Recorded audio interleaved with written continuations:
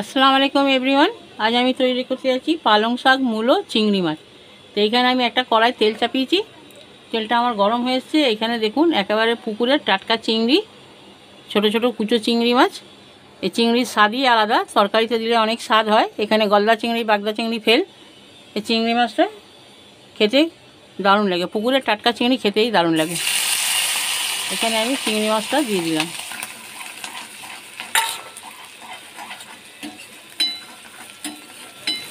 চিংড়ি মাছটা আমার ভাজা হয়ে গেছে। এখানে আমি একটু পেঁয়াজ বাটা দিয়ে দেবো 2 চামচ মতো। এখানে স্বাদ মতো লবণ দেব, লঙ্কার গুঁড়ো, হলুদের গুঁড়ো, জিরের গুঁড়ো। মশলাটাকে এখানে আমি একটু কষিয়ে নেব। আমি মূলোটা দিয়ে দেবো। দেখুন বন্ধুরা, এখানে মূলোটা আমার কষানো হয়ে গেছে মশলার সঙ্গে। এইবার এখানে আমি পালং শাক দিয়ে দেবো।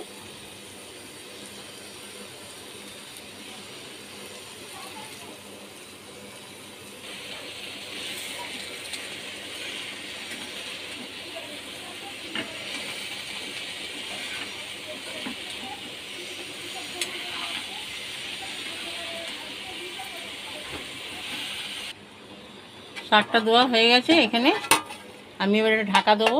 এটা জল দেবো না, এই শাক ঘেমেই জল বার হবে নিজে নিজে।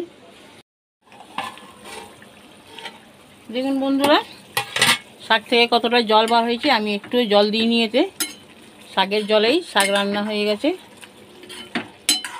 তবে এটা একটুখানি আর শুকোবে, অনেকটা জল আছে। আমার এখানে রেসিপিটা হয়েই এসছে। এখানে এবার আমি অল্প একটু ধনে পাতা ছড়িয়ে দেবো।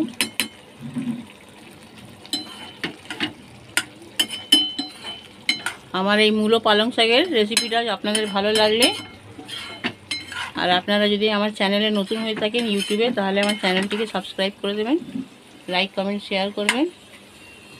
যদি ফেসবুক থেকে দেখেন তাহলে আমার পেজটিকে ফলো করবেন, আমার পাশে থাকবেন।